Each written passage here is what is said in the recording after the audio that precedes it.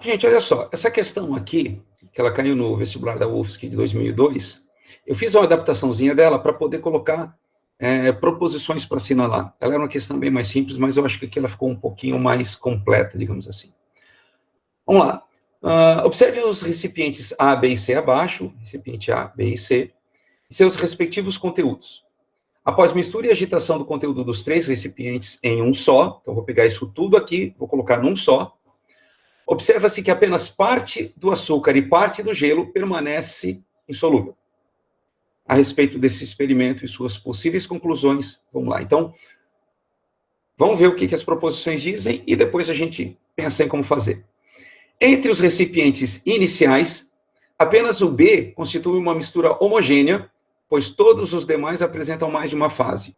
Bom, recipiente A tem álcool e açúcar, então são duas fases. O recipiente C tem gelo e sal, então são duas fases. E o recipiente A só tem uma fase, então é homogêneo. Então tá certo isso aqui? Não.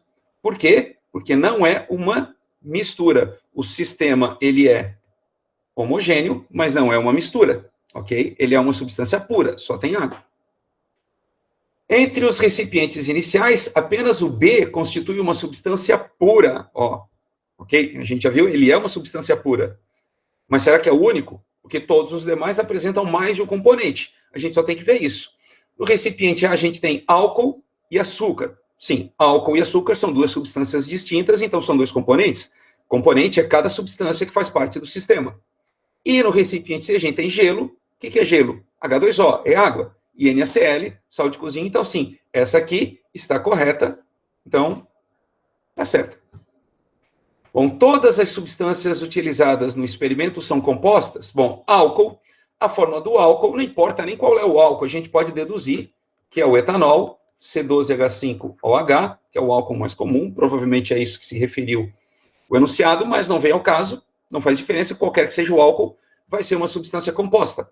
O açúcar, tu nem precisa saber a fórmula dele, C12H22O11, mas é uma substância composta, um carboidrato, um disacarídeo, não precisa saber tanto para resolver isso aqui.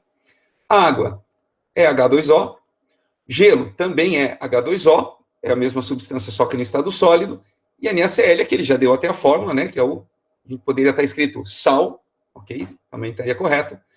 Então, reparem que todas essas substâncias são compostas, todas elas são formadas por mais de um elemento químico, então,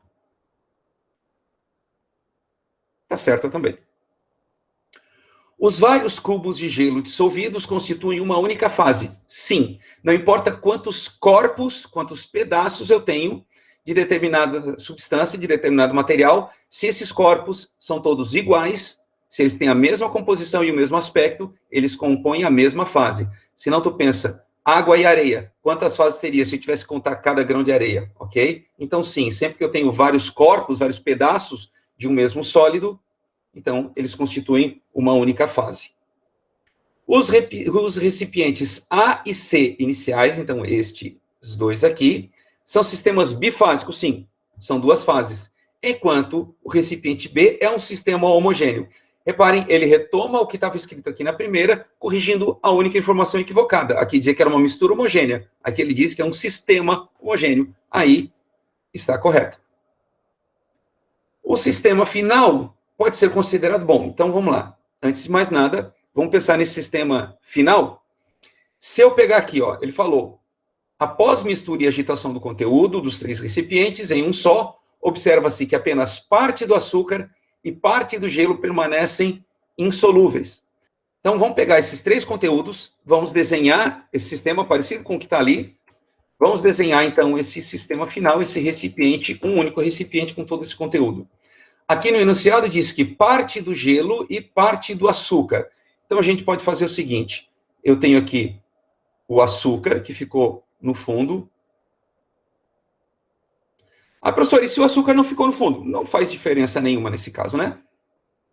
Aqui em cima, eu vou ter os cubos de gelo, porque, vamos lembrar, parte do gelo não se dissolveu e parte do açúcar também não se dissolveu. Agora, aqui no meio, o que eu vou ter? Eu vou ter álcool, o álcool todo vai estar aqui, então, álcool.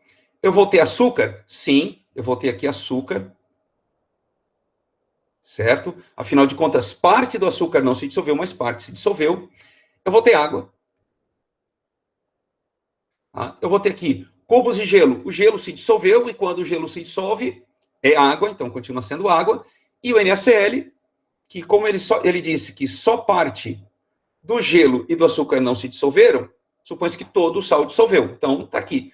Nós temos, portanto, reparem aqui, ó, 1, 2, 3 fases. Então, aqui o sistema final pode ser considerado uma mistura heterogênea, sim, pois apresenta 2 fases. Não, ele apresenta 3 fases, ok? São 3 fases. A fase líquida e o açúcar não dissolvido. Não vamos lembrar que os cubos de gelo também são uma outra fase. E lembra aquilo que eu falei? Se eu tiver vários cubos de gelo, eles são uma fase só. Porque os vários corpos iguais, se eles têm o mesmo aspecto e mesma composição, eles constituem uma única fase. Só que aqui eu tenho gelo e tenho açúcar. Então, são 2 fases distintas. Nós temos aqui 2 fases sólidas e mais a fase líquida.